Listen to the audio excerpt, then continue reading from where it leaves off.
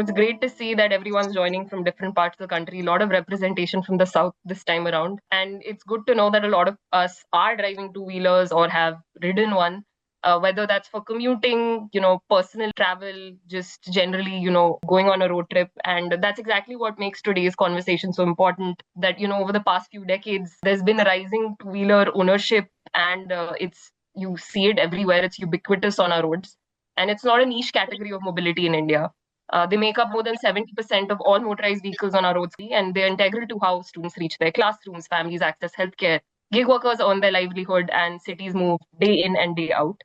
But they still remain one of the most vulnerable road user groups in our crash statistics, with a disproportionate share of fatalities and serious injuries emerging from this category. And of course, we all know that helmets and protective gear are essential safety measures. They undoubtedly save lives, but they're not stopping crashes from actually happening.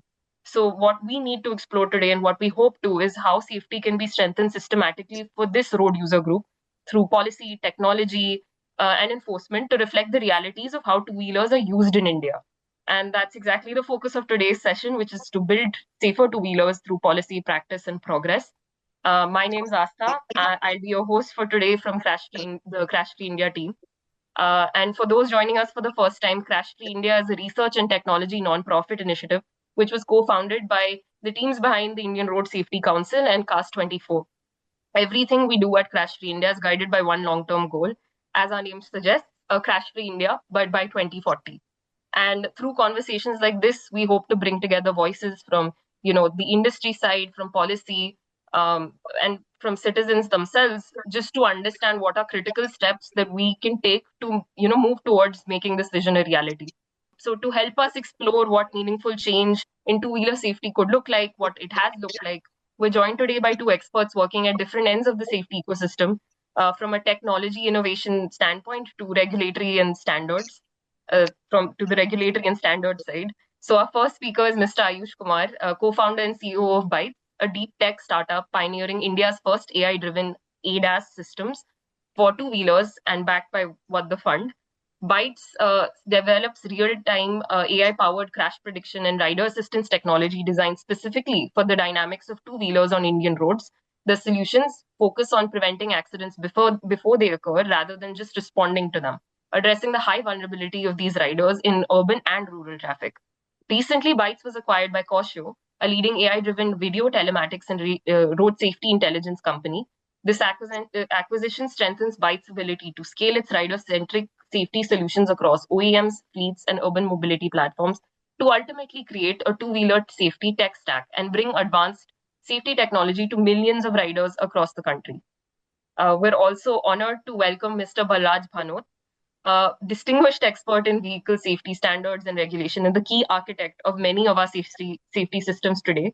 Mr. Bhanot is the former director of the Automotive Research Association of India, ARAI, India's primary homologation body for vehicles, and the founder and former chairman of the Central Motor Vehicle Rules Technical Standing Committee, which advises the ministry on technical standards. Until recently, he was also serving as the chairman for the TED 28 Intelligent Transport Systems Committee at the Bureau of Indian Standards, which oversees national standards work on ITS technologies. Mr. Bhanot's decades of leadership have helped shape safety standards, certification frameworks, and the regulatory architecture that currently underpins vehicle safety and roadworthiness in India. So it's truly a privilege to have both of you with us today. Without further ado, I'd like to dive right in. My first question is for Mr. Balraj Bhanot. Over your decades at ARAI and in India's vehicle safety and homologation ecosystem, you were directly involved in shaping and implementing multiple safety interventions and frameworks. So looking back across all these years of experience, what do you think is one specific regulation, standard, or sort of implementation of these regulations or standards that you believe delivered the most real-world safety benefit on Indian roads, specifically for two-wheelers? And how do you think that was different from the others? Prior to 1990, in our country, just a historical perspective in a few minutes, the country was not having any regulations as such on that because two-wheeler industry came into our country with the collaborations, basically. and the oldest was Fiat and Ambassadors. Not that your Lambretta and Vespa. So, and the TVS. These were the three companies who were operating in our country when in mid 80s your Hondas, TVS, and Bajaj and some other more people joined with foreign collaboration added to that. But by 1990, the industry was totally free when the globalization took place in our country under WTO pressure. And that was the stage that more people started, and it was a free economy. The question was in a free economy, how to survive. And that means anybody can import anything he likes. He can import car, he can import scooter, he can import motorcycle or anything. That sort of a situation.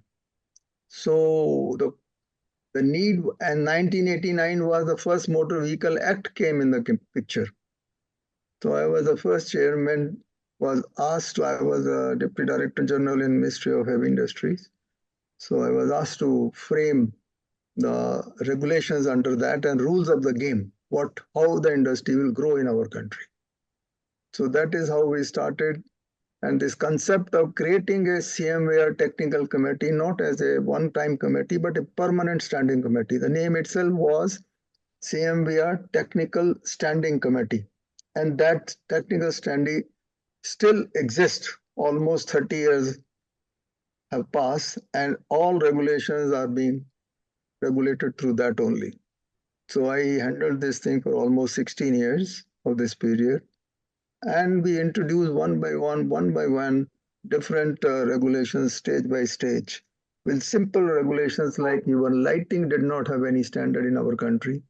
Then signaling was introduced. We used to have only one mirror in our two-wheeler, so two mirrors were introduced. The brake standards were made. Helmet was made compulsory, which was not so earlier at that time. Mud guard.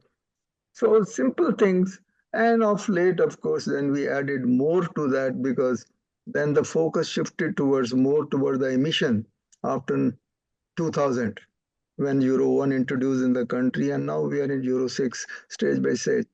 Parallelly, the latest standard which was introduced in the two-wheeler was the ABS because it took a lot of time because the two-wheeler industry was not ready to accept the ABS, and there was a lot of to and fro between the government and the industry. And they were saying that our speeds are low and we got small vehicles and it is not required ABS. And ultimately, a via media was formed that, okay, let's start with somewhere. So we took the 125cc and above. That was the first regulation which was brought in the year 2019. So ABS was introduced in them because the number game was smaller there. More than because bulk of the production of the two-wheelers were in less than 125cc. But now, after almost like 6 years, now the government has thought because of the accident not going down. So let us introduce the ABS system in the entire category of the two-wheeler irrespective of and this regulation has now come into existence from this year onwards, from 1st January. So it has been extended. So let us see effect of that. What does it do, ABS? It's basically helps in the stability. It reduces the stopping distance of the vehicle significantly, 35 to 45% it reduces. It helps in that. So basic, and then the bulk of the accident which are resulting in our country, which are almost like 165,000 fatal accident which take place, almost 40% or even more, are basically two-wheelers. So, and the cause is the helmet. The helmet rule has been made long back, but its so question is that wearing of the helmet is a state subject. Center can make a rule, you can make a good helmet, but the wearing of the part is left to the state government to enforce it. And in individual states like Delhi, you cannot drive a vehicle without wearing pillion as well as on the rider helmet. But that is not the case in most of our cities. And I've been insisting to the government that at least on national highways, which are directly under the control of the central government, at least say that on that, anybody moving without helmet, both pillion and rider, you will not allow that, and you then catch them. But anyway, it's still a problem. I don't know whether court will solve or who will solve. It's an enforcement issue. It's very difficult at this moment. And we are moving. And let's see how, as we move along, how we go. And that is the present scenario as far as that part is concerned. So I leave it at that. So you can move. This is a historical perspective I gave you. So you can go to the next stage. That's all I want to add. Sure, sir. So I think the most, I guess, impactful sort of regulatory change was the introduction of the CMVR Technical Standing Committee, since it enabled more regulatory standards and just policy changes to be considered. So my next question would be to Mr. Aayush. Much of two-wheeler safety research is still driven by crash statistics and post-accident analysis. But after early road studies, to collect data, BYTES has gone on to run pilots with OEMs and last-mile delivery fleets, collecting continuous real-time riding data. So, what insights do you feel this real-world data has revealed that you simply wouldn't get from crash data alone? And how have those insights changed what your systems choose to focus on in terms of risk and intervention? Got it. So, mostly this crash data, whatever we have, or the statistics which we have online right now, they are more of kind of a retrospective purpose. It actually tells like where and how does the accident happen, and most of them, I guess, get not recorded, right? Most of the data actually, let's say 60% of the data get recorded, 40 is unrecorded yet. And if the data speaks that we have around 1,50,000 accidents every year, maybe there would be another 1,50,000 as well. Maybe in the highway roads we get recorded because the police or the enforcement law is much more activated out there, and in the city roads maybe the data gets out of lost. But they actually fail to capture the statistics, fails to capture the data, which is the behavior behind why does this accident happen, or what was the scenario around the vehicle, or whenever an accident was about to happen, right? Or it actually happened, what is the main cause root of that particular point of view. This is what took us even to start BYTES initiative. That why? Because first of all, we understood like why is a two-wheeler accidents happening. For this, we ourselves went to understand on roads that drove across India, around Kashmir to Kanyakumari on our bikes, I and my co-founder, to understand the near basic understanding of what is happening on the road, right? This led us to understand that the behavior while I'm riding, it's very different on highway, it's very different on when we are on street, it's very different when it is in a controlled scenarios as well, right? There are a lot of cities, like there are building smart cities out there which has a controlled environment. Limited number of vehicles would be driving in particular this part of road and another part of the roads, right? And when it comes to the OEMs, every OEM, I guess everyone understands this very clearly, every OEM has a different category of vehicle, or they launch different category of vehicle. There is a consumer segment of vehicle, for example, Hero, Splendor, and the one below 1 lakh rupees, or 80,000 rupees. And then comes your mid tier segment, which is 200cc to 500cc, 600cc, which is your vehicle which is also used much more than normal driving. People go on rides, people go on a long route journey. So that is your mid tier. And then comes a premium tier segment, which is the BMWs of the world, or the expensive vehicle, right? Above 5 lakh rupees, 6 lakh rupees, which is more of a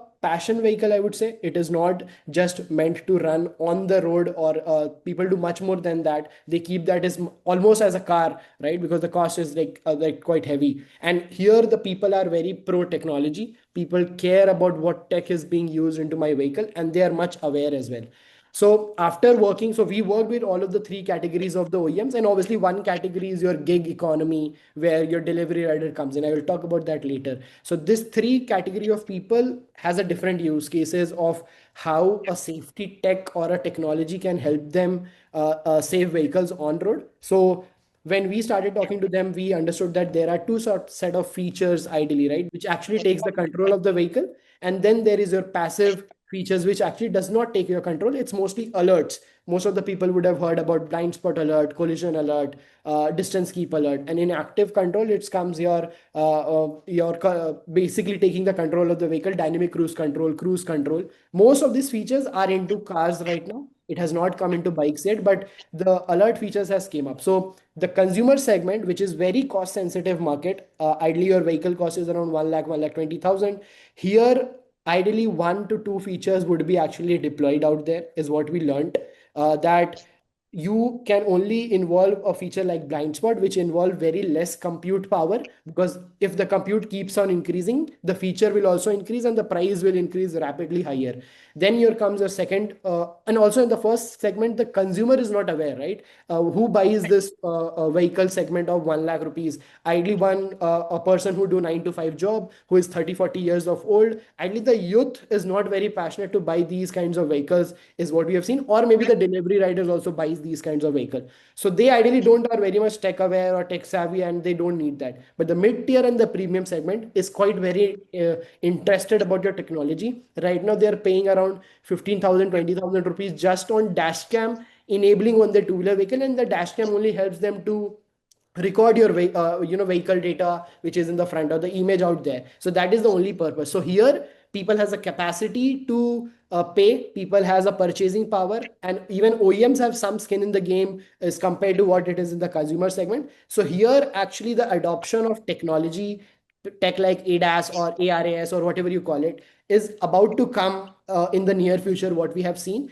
And OEMs are even more interested. The gig economy has a very, very different culture out there, because these vehicles are, ideally cost somewhere around 60, 70,000. All of these are EVs.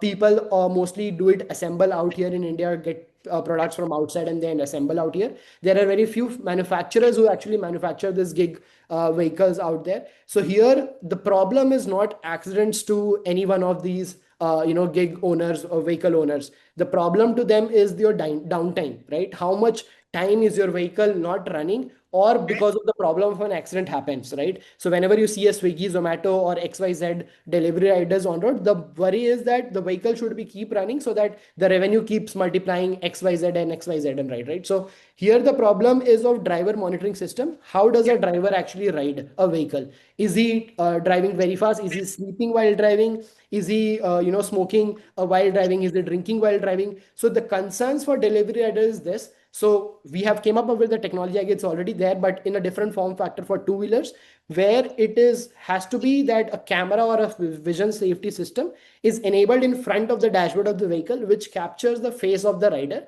and which gives an understanding of a driver monitoring. Anything happens, it's reported, and there is a score which is marked to the driver dashboard, right? Like, this driver is a rash driver, this driver is a very good driver, he actually drives between a percentage of 30 to 40 speed limit, that's it. So that is the problem of a gig economy. ADAS as ADAS core technology, it's hard to bring it into the gig economy as of day to day. Maybe in a near 2 years from now, we will be seeing some tech infused out there. But the problem there is of driver monitoring system that we will be enabling very soon with the people of the whole gig economy. So this is the learnings what we understood. Obviously, we had a very different thought before the journey, which we started just on researching and reading articles and papers. But when we started talking to people, the first three factors is there. Cost is the top for every other OEMs or even the gig economy, because in gig economy every 1 rupee matters for them. Second is your technology piece getting enabled into different categories of vehicles. And then third is obviously some sort of government initiatives or subsidies which can actually help these OEMs that, hey, I'm using ADAS, or hey, I'm using this piece of technology, can I get some sort of relaxment out there? So that is also a part of overall journey. Thanks, Ayush. So that was very interesting where you mentioned the different categories of users as well, from the buy side as well as the sell side. And you also mentioned that when you started building bytes as well, your team spent 28 days on the road, I believe, Yes. and you rode through different cities. You saw different traffic cultures, and I believe somewhere you mentioned that you narrowed down on 10 recurring reasons that actually lead to two-wheeler accidents. So based on this experience, and now of course you've piloted this, what do you think it means to design safety for Indian riders, like real Indian riders versus ideal riders? What do you think India for safety tech should mean once you factor in how people ride, because you mentioned people smoking sometimes, people drinking sometimes, and not how we assume an ideal rider should. Right. So the 30 days of ride, what we actually did was very, enlightening for us before resigning our last job. I mean, after resigning from our last job, we went for that. Uh, Taken from the learning from whatever it's there. Actually, there was 10 pointers what we came across, but summarizing all of the 10 pointers in couple of pointers, I see that there is a lot of times when, whenever you are riding, you actually can't see which is coming from your back because you are actually blind spotted because of your helmet you're wearing. And we were doing a safety ride, so I mean we had a little larger helmets, little tech savvy helmets, right? So we were actually more packed, and moving your head down there and there, you can't actually see what is coming from your behind. So most of the time on highways, like large trucks or large vehicle actually comes very near to you, and you are actually not aware of that. And in India, I mean, everyone understand the traffic way how exactly moves, or the vehicle how exactly moves. Everyone first of all thinks that they are the best rider in the world. This is the confidence which we all have by nature, right? So we can't change that. That's a human psychology which we have to change, and we have to bring psychologists to do that. It's very hard. Right. Second, the auto guys thinks that they're the much more better rider than everyone in the world. So the way of riding for them, actually it feels that they're riding on F1 when you're driving an auto right now. And then comes your youth, like people like us, who wants to passionately drive fast, right? Because it gives you a feeling of that it's cool, right? That's what is that if you're riding fast, you'll reach, and everyone is late into their journey, right? Whether they are driving to school, college, office, सबको 10 minute में पहुंचना है अपने office. That's the whole psychology people have. So we thought we can't change all of this, right? What we can actually change is what is causing all of these root causes problems is that something coming from your behind. There is an abrupt overtake happening from anytime, anywhere, any moment, and the time to collision is actually 1 to 2 seconds. This is the time frame as a human being I will be getting to hey think that, oh, there is something, right? So for us, even to our technology to respond, it's just 2 seconds of time frame. In between, I have to give even a alert. I have to either give them that hey, stop your vehicle, hey, park your vehicle, hey, do anything as such, right? So we thought that we have to build a technology piece which will have to understand India at a core, right? And whenever if I crack India anywhere in the world, for me it's a piece of a cake, because the other ways of the world is quite very learned savvy. It's a structured environment. The roads are much more steadily better. There is fine tuning needed because the laws are different, but it's easier for us to crack down. So the first instinct was that we have to build something India core problem solver technology piece. The tech stack should know what does a cow means, what does a elephant means, blah blah blah. So because anytime a cat can come, anytime a dog can come, so we removed this whole piece of information, which is that what does a dog look like, what is a cat look like, what is a bike look like. Because whenever you start classifying objects in the terms of that, hey, this is a cat, hey, this is a dog, the compute power keeps increasing because your model becomes much more larger. And if your model becomes larger, your compute increases, the cost will increase. So for us, we have to decrease the cost as much as possible. So your model has to be nurtured in that way. And in India, I mean, anything can come anytime. So there, I moment, I don't have to classify, is it a, what kind of object it is. Rather than that, I have to just identify that, is it a threat to me or is it a non-threat to me, right? And depending on that, we do a 3D transformation where is this object, if it is looking to me like this, is this me going to hit me up or will I going to hit it up, rather than it be whatever it is, right? It is a cow, auto, truck. And this helped us to understand India at a core, right? And give that this alert in less than whatever we can think of. Our technology piece is much more better, 6x faster than an F1 rider which is riding right now. So I can actually give them alert before 1 second of time frame, and still the rider will have a time of 1 to 1.5 seconds where it can adapt it, like hey, I have to take a right, I have to take a left, I have to do this, I have to do that. And our continuous learning on the model keeps happening because we keep recording all of this data, whatever is happening on the road. So there was a piece of example which happened in US. I would obviously not name the company. So what happened is that they were trying to understand the object in a piece, that this is a cow, this is a sun, this is a dog. The model understood the sun as a red light, right? Like the traffic red light. What it happened, so it understood that there is a red light. So red light means you have to stop. So the vehicle was around 40, 30, 50 speed. So it was a four-wheeler vehicle. It stopped suddenly in a traffic-like scenario and it actually killed two person because the model understanding was that that was a sun, but transformed it was a red light in color. So means traffic signal, it is stopped. So these kind of problems in India will keep happening because in India, a person is on a two-wheeler, he would be tracking a ladder into it, and a person is sitting on the top of that. This can also happen. So this I can't make a model understand. So our thought process was very simple. We have to build something for India to the world approach. If I can understand India to the core, every level and every scenario. So that's why we took data from all of this gig rider itself. We installed our camera on all of these gig rider vehicles. We roam every corner and every pieces of the Bangalore or let's say Hyderabad or any other city, understood how exactly model or human drives, and from there we transformed our proprietary AI model, whatever we have built it up, and then put it into a compute, which also helped us to brought down the compute much more lower, and then ship it to any of the OEM or any of the gig writer. So this was our approach on how on road to a computer piece into your technology and then shipping it to OEMs or let's say the gig riders. Thank you. That was very insightful. So I have my next question is directed to both of you, but it would be especially good to hear from Mr. Bhanot first, considering his extensive experience in this. Of course, India is moving towards these technologies, and now the government's even mandated ABS across all new two-wheelers just this January, from this January onwards, which is fundamentally raising the baseline for road safety of two-wheelers. But ABS only addresses one category of risk. So once ABS becomes the baseline, how do you think, sir, that India should approach the next generation of two-wheeler safety technologies without over-engineering, inflating costs, and getting OEMs to agree? Because you mentioned that sometimes it becomes difficult due to the increasing costs. Well, you see that let us understand how these regulations have been brought in the world in the safety front, one by one. I give you a classical example. In Sweden is an example which is always quoted. They came out with a zero vision in 97. I happened to be in Sweden in 94, 95 when this vision was being involved. So I had a couple of lectures were given to us for that purpose, for that I heard that. And you see that any accident which is taking place, they do a total post-crash analysis. Why this crash has taken place? And they come out with a cause.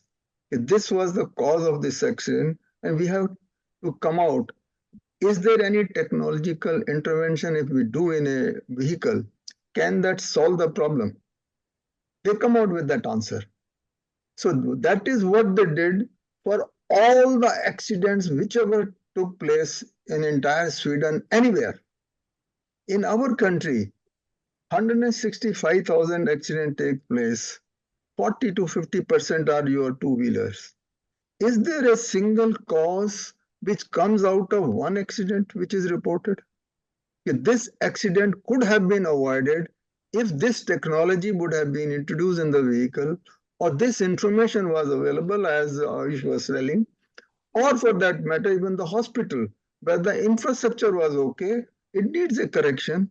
If there are 160,000 accidents in our country, at least if one cause is indicated against one accident, I think we would have made a correction of 160,000 corrections. None. Zero. Feedback is zero in our country. And the maximum information which is available for this purpose is always available from the hospitals. Basically the information, for example, the person does FIR, then it is legal fight and all that. It goes on for 10 years. By that time, accident happened or not happened, it dies down. Nothing happens. No information, no corrective measure, nothing of that sort. And what is the cause which is reported in our reports? Driver fault, or it's a high speed, or at best infrastructure, hotspot. These are the only four causes which are mentioned. Is that the particular solving the problem? It is not going to solve the problem. So that is why it is necessary Now the technology intervention is required not only on the vehicle alone, but our camera technology has become so nice that nowadays we are catching the culprits in no time.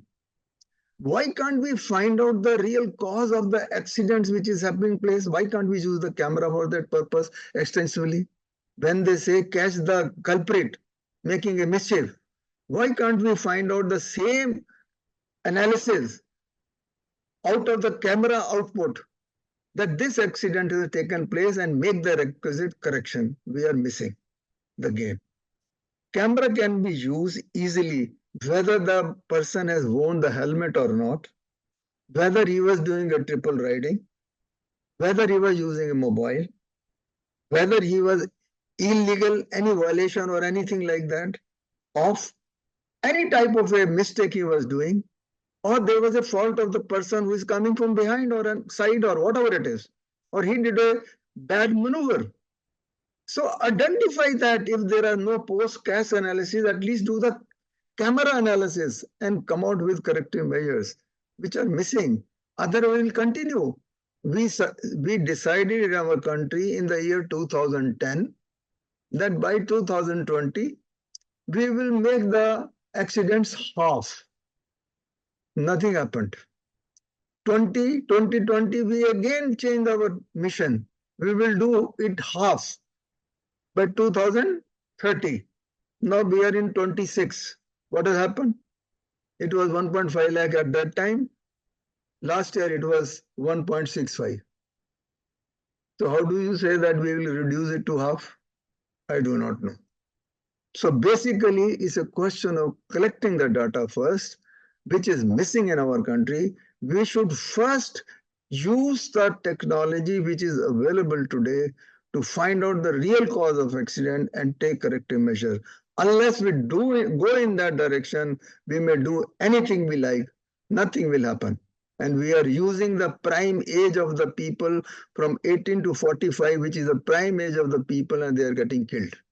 It's a very shame. You see, I find that having dealt the industry for 60 years of my life, I am feeling really pained that things are not moving in that direction somehow. And we just only newspaper, you can see, they just report accident happened, so many people died. Do they bring out in the reporting that this accident happened due to this cause and this is a corrective action taken? Not even a single reporting. This is really painful. And they make a mockery and they use only TV mileage, nothing more than that. So this is what is happening, and it is shameful that we are not moving in the right direction. Nowadays, as Aayush was mentioning, in my opinion, they should use the OET technology, IoT technology, for transmitting the information to the back end, whether it's the hospital or anything like that. For example, make the helmet in such a manner that technology exists. Whether somebody reports or not report, within the trauma care, you know the 1 hour is very crucial. Within that, the person should reach the hospital. So it should be automatically reported to the technology, to the helmet technology. Yes, at such place the accident taken place and somebody should attend it. No need for anybody to inform or telephone. But it doesn't happen. So I think the technology required in that direction. We require a technology. The vehicle, Aayush is moving in the right direction. I will suggest to him that the person has not worn the helmet, the vehicle should not move. As simple as that. And it is possible to do that. When we can find out whether he is drowsy or not drowsy, those technology exists and we can implement that. Why can't you do this thing? The helmet is the main cause of this, and people are not wearing the helmet. And that is why it is going on. And all fatal accidents happen. One of the major causes is your helmet not being worn. Now the government has decided that 1st of January from this year, the dealer will be mandatorily, he has to give 2 helmets. And he has to give mandate on not the ordinary helmets. He has to give him BIS marked helmet. Now there is another issue I want to bring to your notice. Though we have made the helmet compulsory, our standard for helmet has to be upgraded. It is not equivalent to the ECE standard 22. It is not. Our standard is backward. The reason is very simple. This standard within Bureau of Indian Standard is handled by a committee who looks after the civil infrastructure.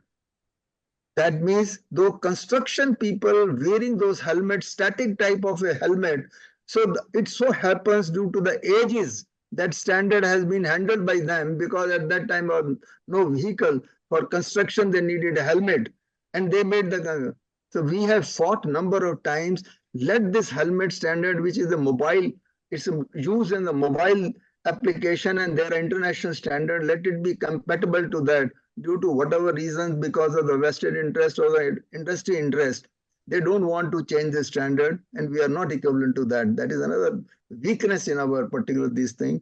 The standard has to be upgraded as far as the helmet is concerned. Plus, it has to be superimposed with the modern technology to be used for the purpose of taking it, whether it is engine is on or not. For example, when a vehicle seat belt is not worn, we have introduced, there is a siren alert comes. Even if you leave a small piece of equipment or an envelope at the back seat, even then the alarm comes alert at the back seat, something is lying, please pick it up. When all those technologies are available and where we have introduced in the vehicle, why can't we do the same thing in our all these vehicle simple things? It is possible to do that. Technology exists. I think first we have to see that from enforcement point of view, whatever technology can give, let's make use of that. Ministry of Surface Transport should use that extensively. But it so happens these subjects are handled by different people.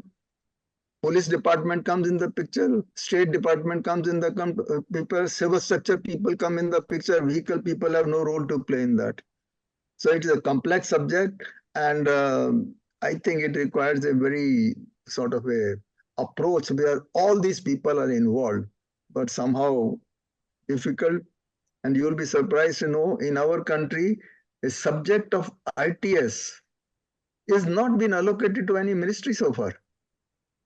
In the subject of ITS, Ministry of Surface Transport comes, Heavy Industry comes, Home Ministry comes, Department of Communication comes, Department of Electronics comes, Department of Defense comes. Let me name a number of organizations come. Who is the single body who to coordinate? Department of Telecommunication gives you the frequency allocation. Civil structure is done by the PWD. That who will coordinate all these things? So when we talk V to X communication, we are not able to do. What is this X? X is the infrastructure. They don't implement anything. They care a damn thing what is moving on the ground. So I think there are fundamentally, we have to do administratively so many things in our country, which is missing. And only what is happening is commercially, it is feature driven by the people in our country. I give you a small example. In our country, people introduce ADAS in passenger cars. They superimpose the ADAS feature which is existing depending upon the structure which is outside the world. Not Indian. I am driving a ADAS incorporated vehicle. I have to disable it. It doesn't function in our country. You have, as Aayush was rightly saying, you have to first collect the data, then device. As he says, he has run the vehicle for 1 lakh kilometers. That's why ARAI is now collecting the road load data for 2 lakh kilometers in the country for vehicle, and then the ADAS should be featured around that.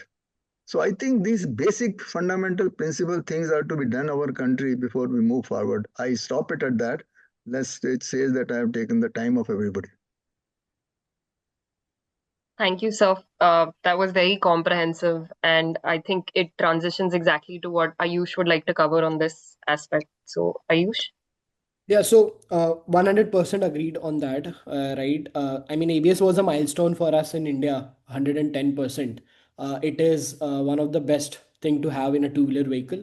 And we were very happy that this came as a government push that every vehicle should have it. And we thought that this is, kind of a start for us as well, that where government has started pushing some sort of safety technology in two-wheelers as well. But the thing is that ABS, obviously it improves braking visibility, but there is a lot of things which is yet to be done, right? ABS is reactive, but it intervenes when a braking actually happens, right?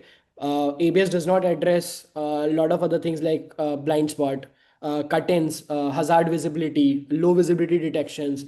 Uh, but as sir was questioning, right? Like, is this ABS the only issue because of which an accident happens? Maybe no, maybe yes. Is there a data which speaks up? Maybe yes. If but there are a lot of other data which has to be collected at the same time to understand. And while we were doing our own research for building our own technology, and as even sir was mentioning that a lot of four wheelers have just replicated or brought Western ADAS stacks into their four wheelers, it is not the way how a mobility ecosystem should work. And we have been seeing this very largely from even in our last organization of how people are bringing ADAS systems and implementing any OEMs right now in the world.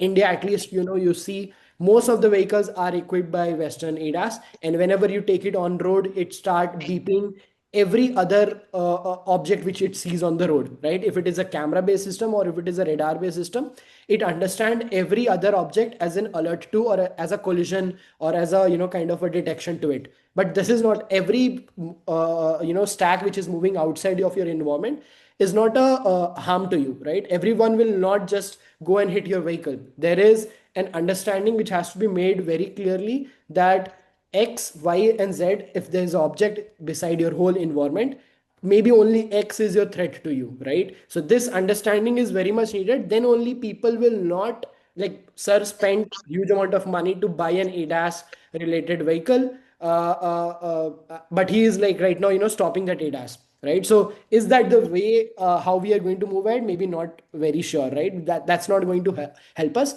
And at the same time, we have to make sure that whenever you bring, international based technology out in India, it also has a cost in nature. It also has a difficult to maintain situation because people out here does not know about it, right? I mean, suddenly you give that, you market it as a way that, hey, my vehicle is ADAS adaptive, but the whole understanding, like what is the data backing it, it is a whole blank piece of information.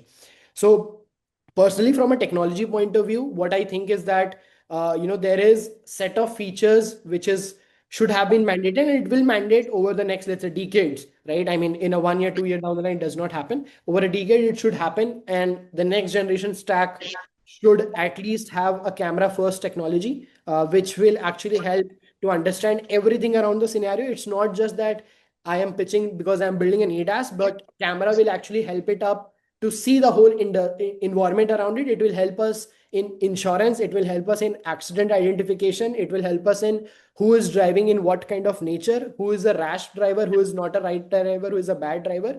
It will actually help us in everything: a front camera, back camera, and a camera in front of the vehicle, in the dashboard. How exactly it is in their four wheelers, that is how is it is needed. And these cameras help us also at the same time that how we as a human learn to walk, or we as a human learn to crawl and then learn to walk, run, and then same way. That is the way how a camera helps a technology model like ours to walk, learn, and run from there on. That is going to help your next generation two-wheeler vehicles.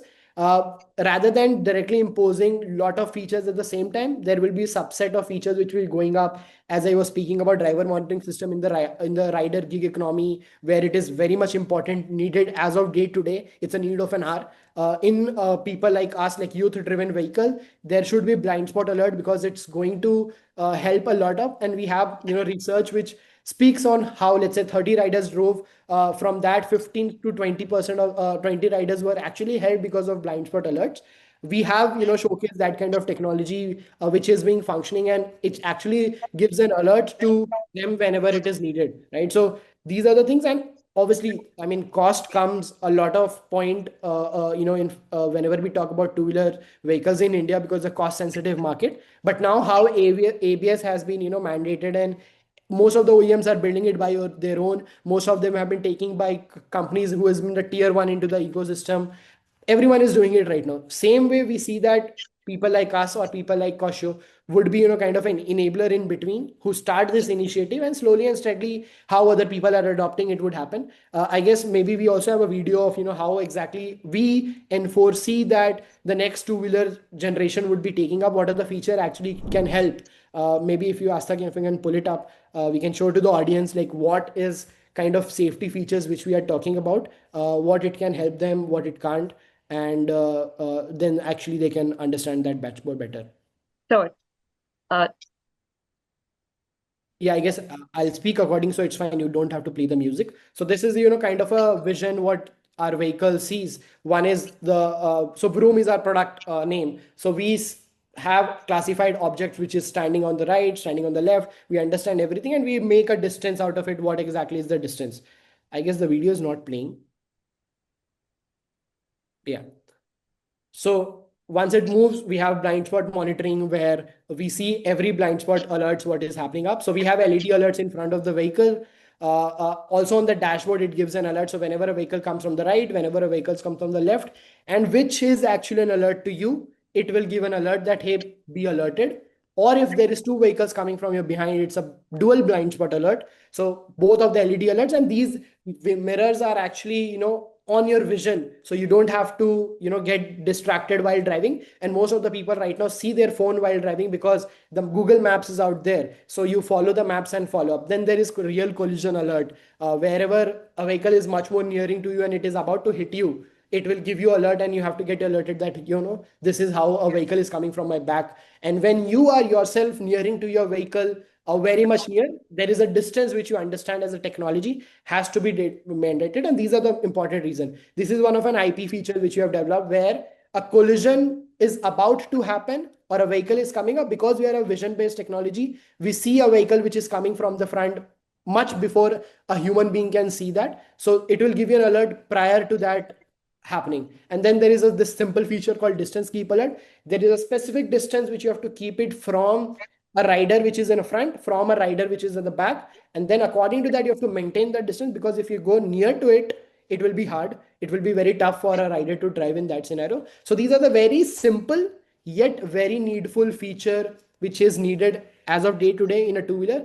And the adoption from the technology point, it's quite easier. It's just that the whole ecosystem have to come together to make sure that these are the features which is needed, and these are data backed research. These are not just a technological research which came out into a feature, but a data backed research which this is why an accident can happen and this is why this feature will help the specific rider. So yeah, I guess this is how I see the next generation stack specifically coming in the two-wheeler side.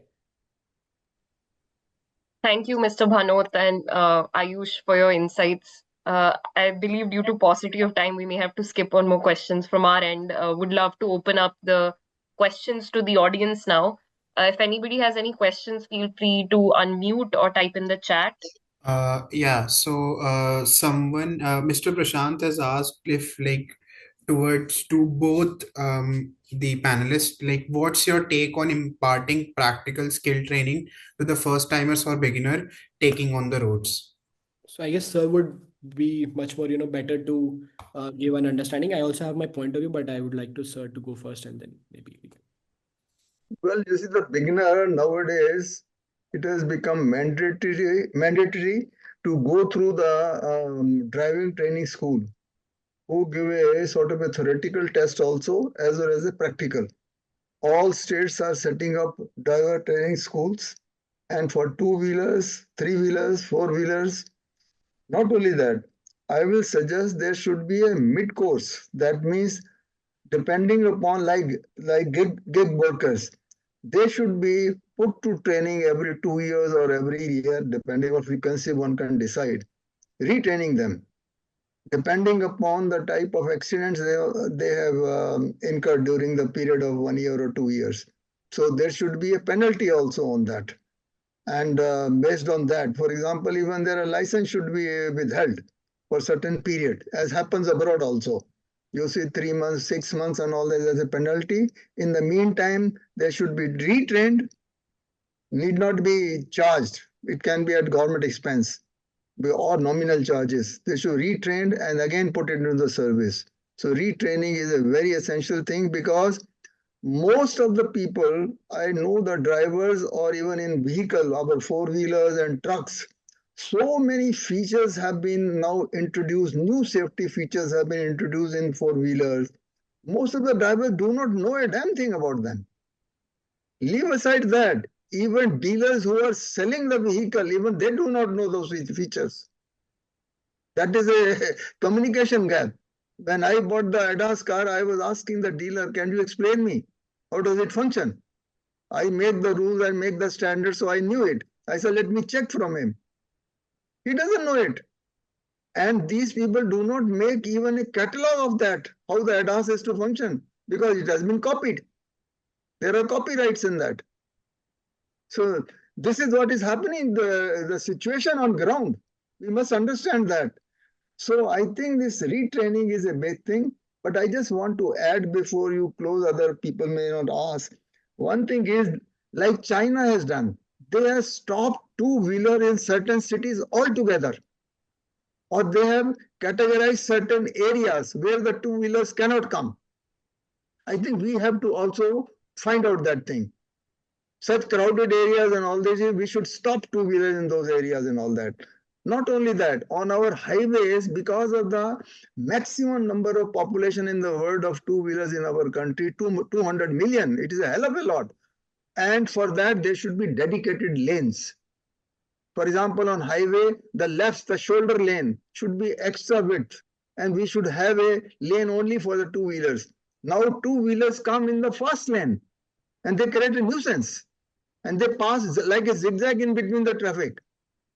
They should be challenged, especially on highways at least, if not on the cities.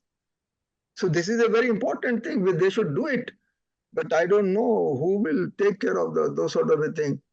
And I think we should create more and more areas for the pedestrians. And if there are two-wheelers, don't allow any four-wheelers on that road. There should be dedicated roads only for the two-wheelers only. Nothing more than that. Just like the Netherlands have got dedicated lanes for the cycles. We should also do something similar in our country.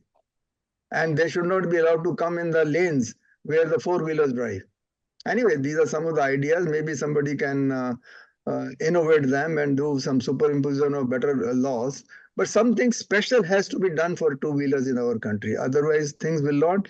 And the population, imagine 20 million vehicles added every year. It's a hell of a lot. You have to do something special. And the government is not doing that much for the two-wheeler industry. Four-wheelers are only 5 million are being added. We add 1 million commercial vehicles every year. Total production is around 25 million only. 500,000 are your three-wheelers. So I think for this 20 million, some special policy is required. But somebody has to take a decision on that. I don't know who is that body. Absolutely great points shared by Balraj Bhanot ji. And somehow I find that I'm on the same page on many points that he has shared. Right from, we have no crash investigation, 80% just being blindly attributed to driver error, media not reporting properly. And, the vehicles, new vehicles are sold, absolutely no information being given to people. See, people here in India, they are just told about 5-star cars. So when they just think if they buy a 5-star rated car or something like that, they are buying a military tank. They have no idea what are the terms and conditions attached to the 5-star cars, on what parameters, what safety things you have to follow for the all the safety features to work. In fact, I would like to see something like today when you just pay the money, they just deliver the car. They should they should give training to at least 2 people nominated by the owner on all the safety features of the car. If you really ask a car owner who has bought a new car how to open the bonnet, even that he may not know. Absolutely. Or where is the stepney? Every car is given a warning triangle. But if you ask them, they will not know where the warning triangle is. So how do you expect safety to move forward? He also doesn't know what is a triangle. What's warning triangle. Yeah, exactly. They don't know what So simple things. we are moving in technology, all these things, great work is being done. That is there. Like, for example, BYTES, I'm really amazed by the technology they are developing and all those things. Wonderful. Okay. So, but we need to parallelly work towards making them, usable, making them reach people, and then ensure that these are being done. And those steps have to be from the government. Correct. You can't just blame everyone. Oh, you're not wearing helmet, you're speeding, that's why you're dying. That's all. It doesn't start and end with that. Like someone shared, we need a holistic approach. We need technology, we need education, we need enforcement, we need all systems in place. For example, we have driving school for cars. Do we have any driving school for two-wheelers? How does a person learn two-wheeler riding? By just riding in their small lane or in the neighborhood, and from their brother, father, cousin, uncle. They are not told how to, safely brake also. Actually, in the olden days, sorry, if I'm taking too much time, I'll try to just give me 30 seconds, I'll just complete it. So in the earlier days, the technology was much different. We had lower powered scooters like Lambretta, Bajaj and all. We were told not to use the front brake. We were using only the rear brake, which was operated by foot. Whereas modern vehicles, they need more, more effective braking. And effective braking in a two-wheeler, almost 60 to 70% comes from front wheel, and only 30 to 40% comes from the rear wheel. Most two-wheeler riders don't know. So skidding happens when they just apply the front, this thing, only rear brake. This is why many of the two-wheelers started introducing this dual braking system. When the left cable is pressed, it applies both the front and rear brakes. This was introduced by, combi brake system and in different manners. Now I'm happy that ABS is being introduced, which will kind of which will improve the braking. At least one aspect is being taken care automatically. Okay, one small question to BYTES, which I think typed. Most of your technology, are they self-learning and they can be used without knowledge, or some of these technologies need some training? Because we have to realize most of the two-wheeler riders in India, they are all illiterates when it comes to driving also. And even if you see the rural sites, it is absolutely, pathetic to see the level of two-wheeler driving, the safety and all those things. Yeah. Sorry. Thank you for giving me this time. Yeah. So, just before, someone else also commented, and I think this question could be taken together. ABS has also been introduced. So, do you think both ADAS, the technology that BYTES is creating, and ABS, these sort of technologies, do they require people to be trained in order for it to be effective? So I guess in the first set of features, what we are trying to build, right, the passive alerts features, ideally that does not require a heavy kind of training to understand. A kind of a self-learning package would be delivered to the rider, whosoever is riding. I guess new age companies like at least on the EV side of the things, people are doing it very aggressively, where blind spot alert, because you don't have to press any specific button. It's already on whenever you are riding a vehicle, a LED light would be alert. But obviously 110% agreed that, you have to give a set of information that, hey, whenever a vehicle is coming in front of you, this is going to happen. This color light would be, getting enabled. So that we will be doing it from our side of the things, that the learning to whatever capacity is to be given. Either it could be, kind of a self-learning package, or it could be a kind of a direct, set of kind of institutes enabled from our side of the things. There is learning which will be given from us. But when it comes to your active features, right, like let's say taking the whole control of the vehicle by the technology, here I believe that a very specific learning capacity has to be taken by the rider. It could be, by the OEM who is selling the vehicle. It could be by the technology piece who is building. But what ideally happens is, whenever a technology is being sold, so we will be selling this technology to the OEMs directly. And now it is OEM's capacity level to, make sure that the learning is also happening. It could be type-parted with us and the OEM also. But when that piece comes up, learning has to be much more, increase the level from, let's say, 5 to 10. But when it is just alert based feature, the learning can happen in the range of 5 with self-learned package as well, which we are already developing from our side, and we will be giving it to directly to the riders. Yes, you see, for the ABS, you see that the training is required, because in the ABS, the braking is not done in one stroke. It is done in steps. And I think that sort of a training part has to be given by the driver training school. So I was saying that for the ABS, probably The training part has to be embedded in our training program for the four-wheeler riders in our driver training schools. How to do that? But for that, you will need a stretch of land, which is not there in our driving track schools. Probably that is where the difficulty arises, because they have to learn that thing on at a speed. Avirav, you can probably comment on that. So I just want to add to what you said. When the vehicles with all these new features are being actually delivered to the customers, from dealer side, there should be a sort of orientation for the customer to make them realize what all are there and why they are there and how they are going to help them Absolutely. drive safe. I mean, I don't think any of the dealer is doing even 5% or 10% of what The is dealer do required to not be know done. it. They do not know It's it. the most unfortunate thing. And also, as you mentioned, majority of the drivers do not know why various features are being given, including a simple provision which we are having for ages, like high beam, low beam.